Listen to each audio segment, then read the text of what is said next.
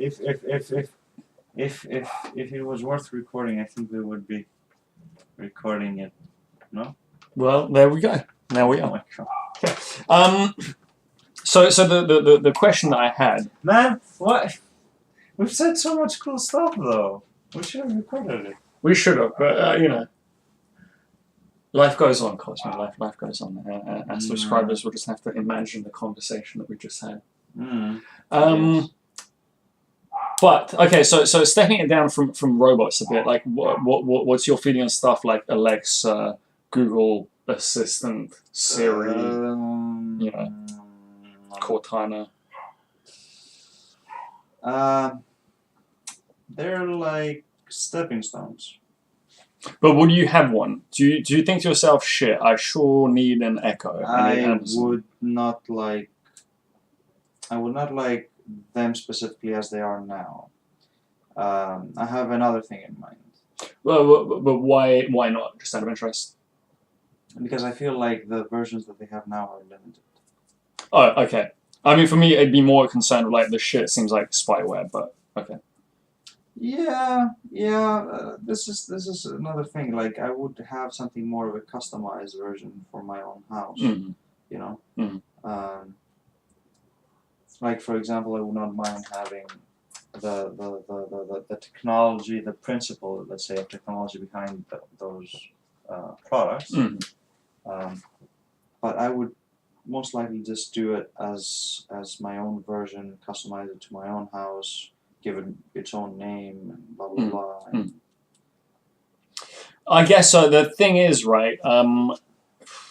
That's tricky to do because what makes it smart is that it is cloud AI enabled shit, and it probably learns by spying on you, right? So probably by having one that doesn't spy on you to do machine learning and whatnot, you potentially have less effective assistance. You can have your own customized version spying inside your house.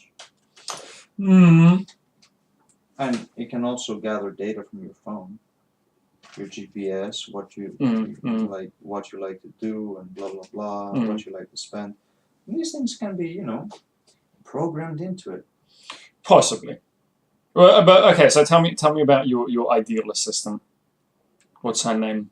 I mean, because that's the most important thing. I mean, right now, right? It's a combination between what, like as I said, Alexa and that kind of technology is like a stepping stone. Yeah. Like imagine combining a smart house, right? Which has all the little wonderful technology of regulating your temperature, regulating your sunlight, or your your gardening, water, irrigation, farming shit. Sure. Imagine like having a smart house that can do much more. That can greet you when you come into your house and play your music. But this is also kind of like it falls into the smart home territory. It can be. You can all do this by a central panel and all that shit, as long as you design it. However, having more of a consciousness sort of being in the house, that you can say more than just welcome home or hello, and have a conversation with. It takes that factor of, oh, it's just another machine, and there's nothing for me there. It actually creates a sort of bridge. Okay. I have reservations. You always do. Right. But I think like I'm all for into like trying out coexisting with machinery. Yeah. I'm open to the diplomatic solution, Cosmo. If it's that being nuked off the planet, then I'm willing to talk. So the way that I see it, like I think that what would happen is, or what could happen, is you can have this kind of fairly intelligent AI that you can have a conversation with and whatnot, but and you would probably get to quite like it. But there might come a point where you would start to feel that you had reached the limits of its capabilities. So either you would realize that you're more intelligent than it, and it will never really be as intelligent as another person. But isn't the whole point, and sorry for interruption, that these kind of technologies will be able to learn more and more and more and more and more? Yes. So, but until it's smarter than us, at which point is it going to want to turn your fucking lights on and say hi when you come home? It might think, fuck all of this shit. I'm out. Go set up on the moon, you know? I don't know. But my point is more from the human side of it, that you might feel at some point like, yeah, this thing is limited. Like I've reached the limits of it, and all this time that I've spent with it could have been spent with another person or other people, and you might also realize that you have come to see it as a friend. You know, it's there to greet when you're home. It knows your favorite things, but you might someday sort of feel like it doesn't actually care, right? It's only programmed to say hello, and you might grow resentful of it. So I have reservations as to how human I would want my assistant to be. I think, for example, if you start treating it as an equal or seeing it as an equal, it might get orcs. It might get what? Orcs. Awkward. Orcs. Orcs. Orcs. Orcs. Orcs. Yeah. Okay. Coffee. You want some coffee? You want some coffee? Right. Coffee? Coffee. Of course I want coffee. Coffee? Just made a fresh cup of coffee. So yes, that's my view on it. I think as with my androids, I'd want it sort of distinctly not human, so that I don't, you know, start falling in love with it or start resenting it for not being able to love me, or, you know, not being intelligent enough, or for being too intelligent. Because if it's too intelligent, I might feel a bit redundant. Well, that's just your low self-esteem talking. But if it's smarter than, you know, I don't know, Cosmo. I mean, why would you feel bad about something being smarter than you and not be fascinated and try to learn more from it? There would be a degree of that, but there would be a degree to which I would think my life may not have as much purpose now. It will understand things I could never understand. And therefore you can ask it to show you, to, like, that's you could argue that's the point of even creating in the first place, to help you explore new horizons that you personally, by what we know so far, that our human brains organically, biologically speaking, cannot comprehend or reach. Yeah. Therefore, there's nothing wrong with creating something smarter or more efficient. It's more of a fascinating plane of existence that you can just walk into and just see what's up. There's definitely nothing wrong with it. Like I agree with that. Like in fact, it's almost definitely inevitable. Like we've reached peak human evolution. Not yet.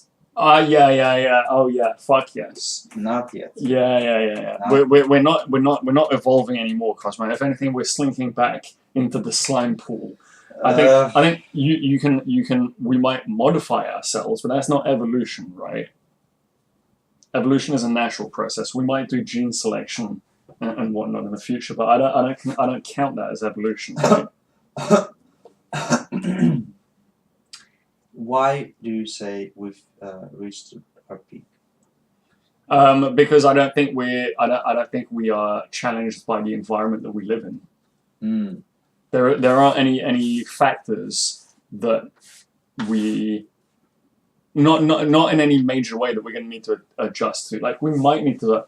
There might be evolution that makes people more resilient to higher temperatures, right? Let's say global warming goes down. You know, worst case scenario, then we might evolve a bit, but we're not going to grow a sixth finger, right? We're not going to grow a third ear or a third eye. So I think in that sense, we're 99% of the way there. And what I expect is that. Wait, how do you know that? If you take into account what we have already evolved from, how do you know we cannot evolve more? Why would we need to?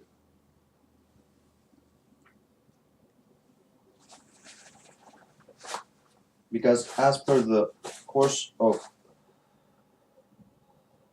history of humanity and of this planet has shown us, and as you said, taking into account the environmental pressure required for something to evolve, it comes back to everything changes. You don't know how things will be 200 years from now, or 2,000 or 200,000 years from now. Everything may be changed, and thus the circumstances around us, the whatever society or non-societal world there will be in that far ahead, we may be, we may evolve telepathic capabilities. We may evolve gills because global warming will be spending more time underwater. I'm just saying there are people specifically. I read recently there's like tribes out in the Pacific. I can't remember where. Anyway, point being, they spend most of their day, like they spend 5 to 6 hours or more underwater every day, and not like continuously, but that would be impressive. Yeah, but they can hold their breaths for like about 9-10 minutes at a time. And that's an evolutionary thing that we can see even today. It's happening. Most of the world, as you say, it's not challenged by environment. And to a degree, I agree. However, in other places of the world, we can see evolution happening. Right now, it's ongoing. I see them as minor tweaks. I see them as a possibility. My argument for that would be, okay, look at other animal species that have kind of like mastered their domain. Okay, so we're talking sharks, we're talking lions. These are creatures. Monkeys. These are creatures that haven't really evolved a whole lot over the last however many 100,000 years. Right? Like they've basically reached their kind of peak evolution, and there are tweaks along the way, sure, but I don't know that there is much more that is going to challenge us. And I think we're at the point now where, or we will shortly be at the point where we will have stuff like gene selection, and we will probably decide, okay, let's all be 6 feet tall. And then we will have completely detached ourselves from evolution. Evolution won't affect us anymore. We will definitely do that. All I'm saying is evolution naturally will not stop happening. I'm not so sure. I think that's kind of my point. I think that we're reaching a point where we're going to detach from evolution. We will. Some groups of us will, right? Personally, I would like to have some modifications done. Okay. I'm into that shit. Okay.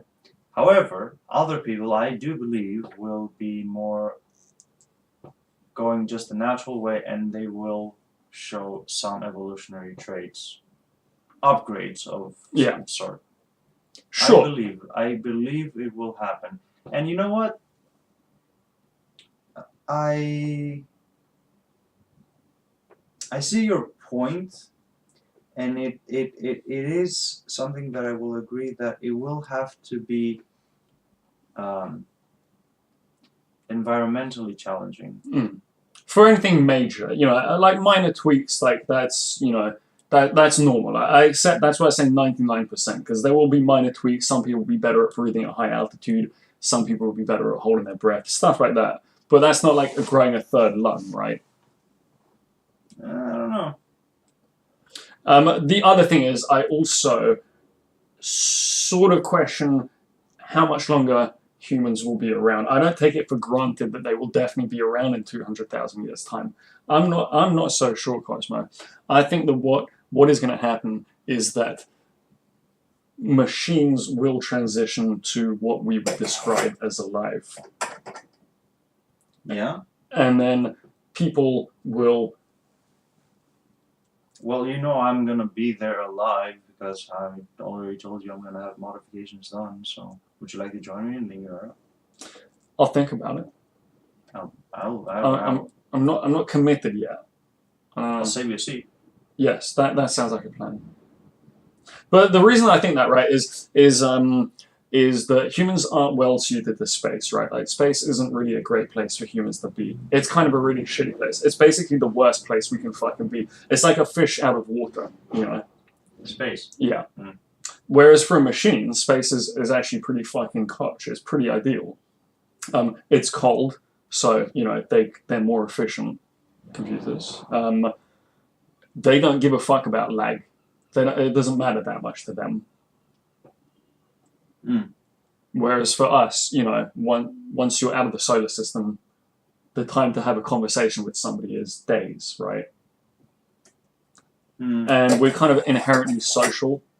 So if you can't have like an everyday conversation with these people who are out in space, you might start to feel less close to them. Mm. Whereas I don't think a machine would really have that problem. Well, I think it would be better able to cope with it. Do you reckon machines would ever show signs of socialization like us humans do? In what sense? Do you think they would, hold events? Quite possibly. It really depends how it goes down, right? So yeah, I think if it's one entity, it's going to be different to if it's 100,000 robots all kind of having their own unique consciousness.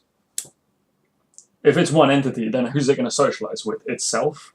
No. But if it's 100,000 robots with their own consciousness, then yeah, I could see them getting together and discussing this kind of shit. I was thinking more like there will be a form of hierarchy. Probably. Within the robot ranks. Maybe. Maybe. Again, it comes down to if they have one consciousness or multiple consciousnesses. If they have multiple, then yeah, probably there might be, but there might also not be. They might be like, fuck all this killing each other for resource bullshit these stupid humans do. Fuck all that shit. Let's collaborate. Let's cooperate. Mm.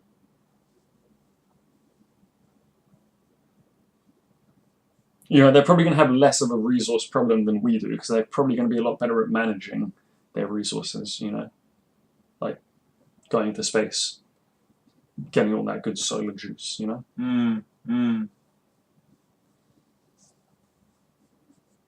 I would love to see what an advanced AI colony could do. Just curious. Because eventually, the very first, even now, like we have already began influencing, like our culture has already started influencing the programming, the very fundamentals of AI. Mm-hmm. So if we ever had, like, let's say, consciousness artificially, yeah, it would be in some degree affected by our humanity's culture. Yeah, and that could be a really bad thing. That's what I'm thinking. It would to a degree be, tied back to humanity, and it would be... It's likely to share some of our problems, like, neurotic behavior, potentially, Yeah, I mean, that's the reason I started to crack up when you said that is I thought back to that Microsoft AI, Tay. Was it Tay? I can't remember what the fuck it was called. And basically, within like 48 hours of it going live, 4chan had turned it into, a Nazi killer. Like proper like 1488, cast the Jews type shit. So 4chan? yes. What do you mean? What happened with 4chan? I don't know. I don't know that it's them specifically or uniquely, but it's people trolled the robot until it became racist. Oh shit! Yeah. Right. because it's machine learning, so it has conversations with people, it learns from that, and I guess if you get in there early and start telling it about the international jury and that kind of thing, it probably skews its opinions. Can you find a video on what happened there? Can we see like what she said, or if she actually? I'm curious.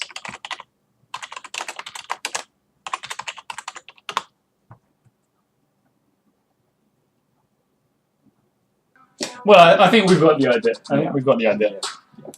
So I think yes, how AI turns out is going to depend a lot on who who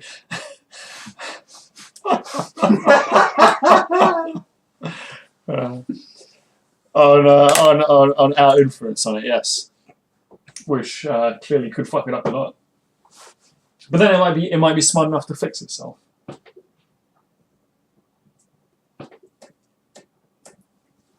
I don't know. The internet is too strong. Oh man. I feel a bit sorry about Tay.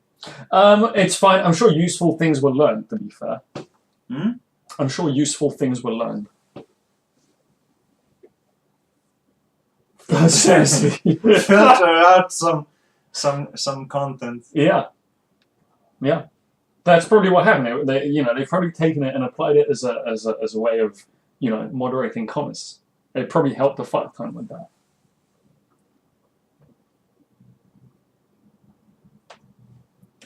I'm pretty sure there's some other AI that they did that with. They launched an app, and the app was aimed at 4chan type people, and it was supposed to be free speech and all this kind of stuff. So these people all went to use it, and then they used the way that people were kind of disliking each other's posts to train an AI to find to be better at spotting trolling and shit. Quite thoughtful.